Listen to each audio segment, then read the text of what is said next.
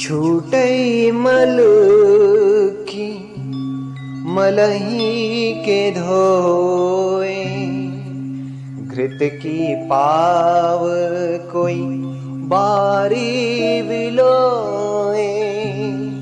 प्रेम भगति जल बिनु रघुराई, अभी अंतर मल कबहु न जाई।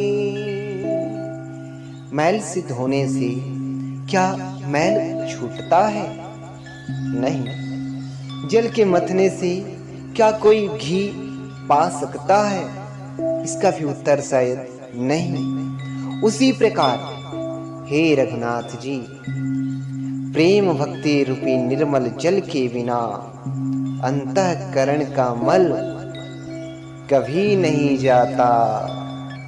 उत्तरकांड दोहा 48 के पश्चात चौपाई 3 देवर्षि नारद जी की प्रार्थना प्रभु श्री राम जी के सम्मुख।